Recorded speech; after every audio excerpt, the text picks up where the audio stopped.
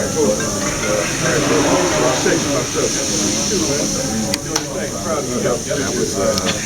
guys are down in 15 in the first half. Coach said you were leading the emotional charge in the huddle. What were you saying to the team?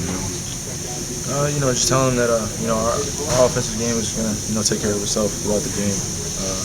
Starting on defensive end, and we just had to pick up our aggressiveness, not only on the ball, but Nene and Seraphin in the post. They were getting jump hooks and they were getting it too easy. So, I pulled everybody in, just told them just got to pick it up defensively. Offensively, obviously, you clearly had a big hand in that. First quarter, only 2 points, and then just from there, you had all those threes in the second quarter. Yeah, I couldn't have done it without my teammates. They were just setting me up, putting me in positions to, be aggressive and knock down shots. And they were looking for me, attacking the paint, drawing bodies into the paint and just looking for me. So couldn't do it without them. You talk about the overtime. Did you guys just figure you were this close to victory in the road? You wanted to take advantage of it? Well, a guy that probably none of you guys really knew about, Matthew Dellavedova, 1 for 5 on the night, led probably the plus minus throughout the game. Just from his defensive pressure on Bradley Beal and getting rebounds. I mean, he started the charge, and we were kind of just following him. He put us on his back, emotionally. And, on the defensive end was leading our charge. So, without that defensive pressure with Matt, we couldn't have done it. I know you hate the mask, but you scored 41 points twice wearing the mask. Yeah. Shots were falling, with the mask on. But got to wear it for 2 more weeks. But it's no excuse. Like I said, the shots were falling. I've been getting a lot of extra shots in. They were falling tonight. 41 points tonight, and we saw a little Uncle Drew out there tonight. Where did that concept come from? Just something I came up with Pepsi, collabed with them, and just turned out to be kind of something that I didn't even expect to happen. But everybody knows who Uncle Drew is, and that's all I wanted. Just give everybody another side of my personality. So you're looking to take that somewhere with your acting because you're doing great jobs. Well, I'm part of SAG, so I am an official actor. So you got any commercials?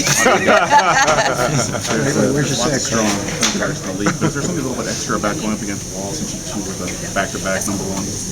Well, every time we play against each other, we're always trying to go at each other. I mean, Philip the assist stat sheet tonight, but his shots will fall. But every time we play against each other, we always take it as a personal challenge. I mean, it's not about being #1 pick or anything like that. It's just another good point guard going against another good one, and put a show on for the fans. This has obviously been a different season so far. Among the adjustments, what is the biggest one for you? Just leading guys 48 minutes.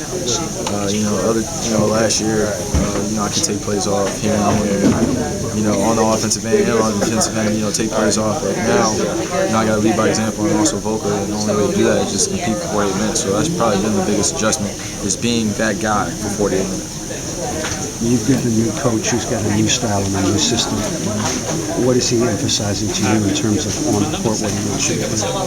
Just be myself, but also keep everybody relaxed throughout the game, and always have everybody believe in the system. And it starts with me. I believe in Coach Brown. Believe in him since day one, since the first time I met him. New system, new adjustments, but we all got to be in together. We're all in the foxhole together, so we're going through our ups and downs together. And at the end of the day, we got to fight together. Can you afford to wait for Bynum to kind of get himself ready to go? We're going to utilize him as best we can. Get as much practice time on the court with him, and during our practice days and off days, get him acclimated with our offense.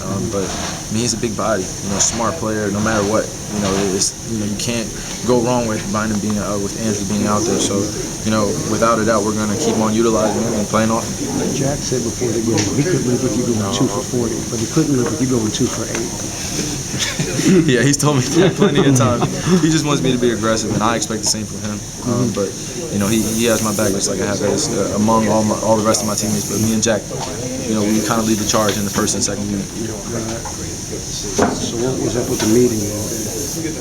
What meeting? The players meeting after the game the other night. It was just a team meeting that we had. The media's obviously you guys try to report all that stuff, but You know, it's a team meeting. Guys were talking. That's about it. Everything that needed to be said gets said. Yeah, everything that needed to be addressed was addressed. You know, like I said, normal team meeting for us. You know, that stayed in the locker room.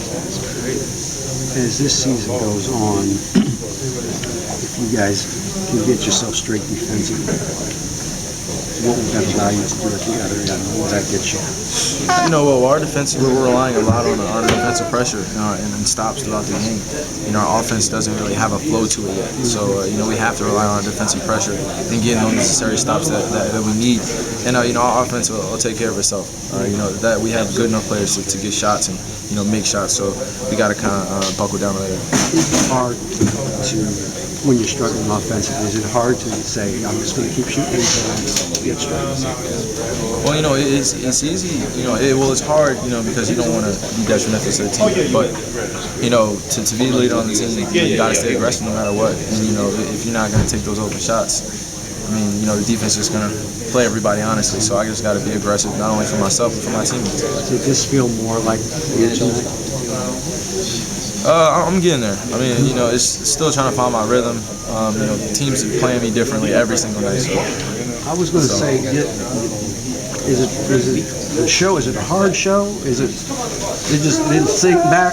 What are they doing? They're playing in between, and you know they're putting me in a position to make me feel uncomfortable and make other guys make plays. And they want to get the ball in my hands, but you know, tonight I was just being aggressive on every single pick and roll where they had to play everybody honest.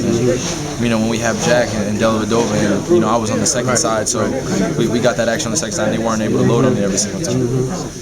We got to go, D. His family's out there waiting for him. I guess we got to go.